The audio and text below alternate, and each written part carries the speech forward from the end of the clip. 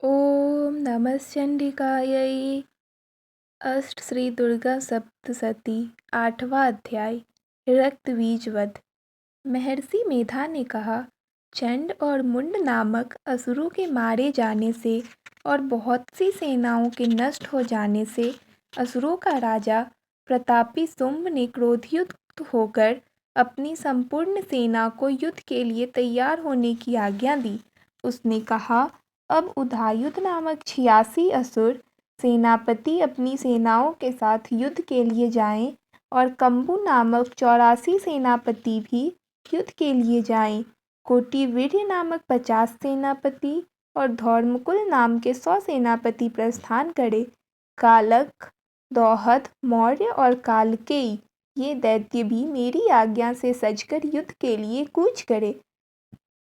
भयानक शासन करने वाला असुरों का स्वामी शुंभ इस प्रकार आज्ञा देकर बहुत बड़ी सेना के साथ युद्ध के लिए चला।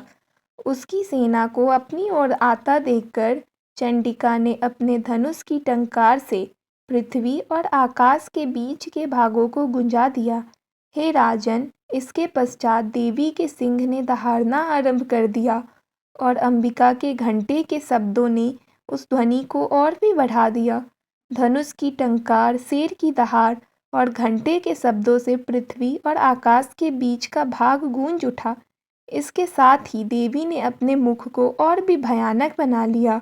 ऐसे भयंकर शब्द को सुनकर राक्षसी सेना ने देवी तथा सिंह को चारों ओर से घेर लिया।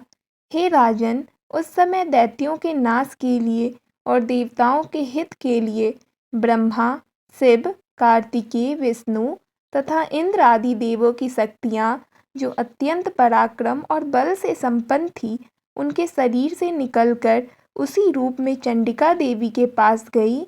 जिस देवता का जैसा रूप था, जैसे आभूषण थे और जैसा वाहन था, वैसा ही रूप, आभूषण और वाहन लेकर उन देवताओं की शक्तियों दैत्यों से युद्ध करने के लिए आई। हंसयुक्त विमान में बैठकर और रुद्राक्ष की माला तथा कमंडलु धारण करके ब्रह्मा जी की शक्ति ब्रह्मानी आई। वृषभ पर सवार होकर, हाथ में त्रिशूल लेकर, महानाग का कंकन पहनकर और चंद्र रेखा से भूपित होकर भगवान शंकर की शक्ति माहेश्वरी आई। मयूर पर आरूढ़ होकर, हाथ में शक्ति लिए दैत्यों से युद्ध करने के लिए कार्तिकेय जी की शक्ति उन्हीं का रूप धारण करके आई। भगवान विष्णु की शक्ति गरुड़ पर सवार होकर शंख, चक्र, सांग्र, गदा, धनुष तथा खड्ग हाथ में लिए हुए आई। श्री हरि की शक्ति वाराही, वराह, शूकर का शरीर धारण करके आई और नृसिंह के समान शरीर धारण करके उनकी शक्ति नारसिंही भी आई। उसकी गर्दन के झटकों से आकाश के तारे टूट पड़ते थे। इसी प्रकार देवराज इंद्र की शक्ति ऐन्द्री भी ऐरावत के ऊपर सवार होकर आई। पश्चात इन देव शक्तियों से घिरे हुए भगवान शंकर ने चंडिका से कहा, मेरी प्रसन्नता के लिए तुम शीघ्र ही इन असुरों को मारो। इसके पश्चात देवी के शरीर में से अत्यंत उग्र रूप वाली और सैकड़ों गीदड़ियों के समान आवाज करने वाली चंडिका शक्ति प्रकट हुई। उस अपराजिता देवी ने धूमिल जटा वाले भगवान श्री शंकर जी से कहा, हे प्रभु, आप मेरी ओर से दूत बनकर शुंभ और निशुंभ के पास जाइए और उन अत्यंत गर्वीले दैत्यों से कहिए तथा उनके अतिरिक्त और भी जो दैत्य वहां युद्ध के लिए उपस्थित हो, उनसे भी कहिए, जो तुम्हें अपने जीवित रहने की इच्छा हो तो त्रिलोकी का राज्य इंद्र को दे दो। देवताओं को उनका यज्ञ भाग मिलना प्रारंभ हो जाए और तुम लोग पाताल को लौट जाओ। किंतु यदि बल के गर्भ से तुम्हारी लड़ने की इच्छा हो तो फिर आ जाओ। तुम्हारे मांस से मेरी योगिनियां तृप्त होगी। क्योंकि उस देवी ने भगवान शंकर को दूत के कार्य में नियुक्त किया था, इसलिए वह संसार में शिवदूती के नाम से विख्यात हुई। भगवान शंकर से देवी का संदेश पाकर उन दैत्यों के क्रोध का ठिकाना न रहा। वे जिस स्थान पर देवी विराजमान थी वहां पहुँचे और जाने के साथ ही उस पर वाणों और शक्तियों की वर्षा करने लगे। देवी ने उनके फेंके हुए वानों, शक्तियों, त्रिशूल और फरसों को अपने वानों से काट डाला और काली देवी उस देवी के साथ आगे खड़ी होकर शत्रुओं को त्रिशूल से विदीर्ण करने लगी और खटवांग से कुचलने लगी। ब्रह्मानी जिस तरफ दौड़ती थी उसी तरफ अपने कमंडलू का जल छिड़क कर दैत्यों के वीर्य व बल को नष्ट कर देती थी। इसी प्रकार माहेश्वरी त्रिशूल से, वैष्णवी चक्र से और अत्यंत कोप वाली कौमारी शक्ति द्वारा असुरों को मार रही थी। ऐन्द्री के वज्र के प्रहार से सैकड़ों दैत्य रक्त की नदियां बहाते हुए पृथ्वी पर सो गए। वाराही ने कितने ही राक्षसों को अपनी थूथन द्वारा मृत्यु के घाट उतार दिया। डाढ़ों के अग्रभाग से कितने ही राक्षसों की छाती को चीर डाला और चक्र की चोट से कितनों को ही विदीर्ण करके धरती पर डाल दिया। बड़े बड़े राक्षसों को नारसिंगी अपने नखों से विदीर्ण करके भक्षण कर रही थी और सिंहनाद से चारों दिशाओं को गुंजाती हुई रणभूमि में विचर रही थी।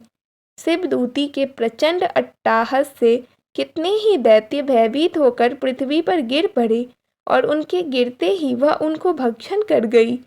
इस तरह क्रोध में भरे हुए मातृगणों द्वारा नाना प्रकार के उपायों से बड़े बड़े असुरों को मरते हुए देखकर राक्षसी सेना भाग खड़ी हुई और उनको इस प्रकार भागते देखकर रक्तबीज नामक महापराक्रमी राक्षस क्रोध में भरकर युद्ध के लिए आगे बढ़ा।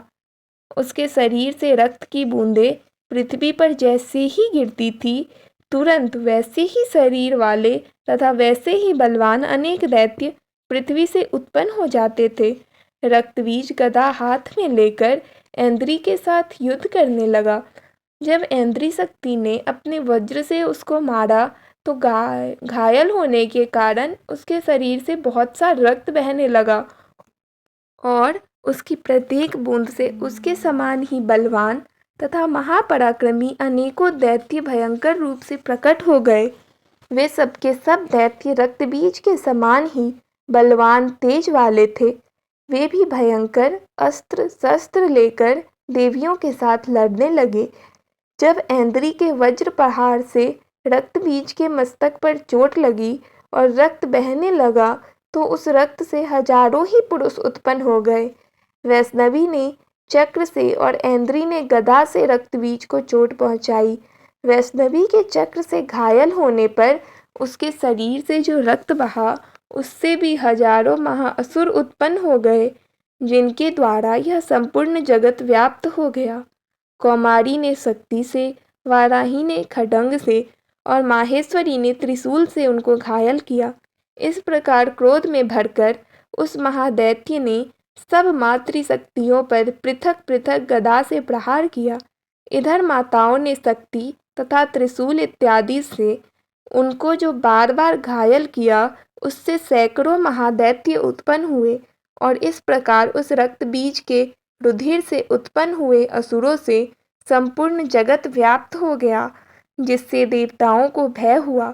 देवताओं को भयभीत देखकर माँ चंडिका ने काली से कहा, हे चामुंडे, अपने मुख को बड़ा करो और मेरे शस्त्राघात से उत्पन्न हुए रक्त बिंदुओं से उत्पन्न हुए महाअसुरों को तुम अपने इस मुख से भक्षण करती जाओ। इस प्रकार रक्त बिंदुओं से उत्पन्न हुए महादैत्यों को भक्षण करती हुई तुम रणभूमि में विचरो। इस प्रकार रक्त के पृथ्वी पर न गिरने से यह दैत्य नष्ट हो जाएगा। तुम्हारे भक्षण करने के कारण और दैत्य उत्पन्न नहीं होंगे। काली के इस प्रकार कहकर चंडिका देवी ने रक्तबीज पर अपने त्रिशूल से प्रहार किया और काली देवी अपने मुख में एक एक बूंद उसका रक्त पीने लगी। तब उसने गदा से चंडिका पर प्रहार किया। प्रहार से चंडिका को तनिक भी कष्ट ना हुआ, किंतु रक्तबीज के शरीर से बहुत सा रक्त बहने लगा, जिस रक्त के गिरने के साथ ही माँ काली उस रक्त को अपने मुख में पीने लगी। काली के मुख में उस रक्त से जो असुर उत्पन्न हुए उनको उसने भक्षण कर लिया और रक्त को पीती ही गई। तदंतर देवी ने रक्त बीज को, जिसका कि खून काली ने पिया था। चंडिका ने उस दैत्य को वज्र, वाण, खड्ग तथा रिष्टि इत्यादि से मार डाला। हे राजन, अनेक प्रकार के शस्त्रों से मारा हुआ और खून से वंचित वह महादैत्य रक्तबीज पृथ्वी पर गिर पड़ा। हे राजन, उसके गिरने से देवता अत्यंत प्रसन्न हुए और माताएं उन असुरों का रक्त पीने के पश्चात उन्मत्त होकर नृत्य करने लगी। 8वां अध्याय समाप्त।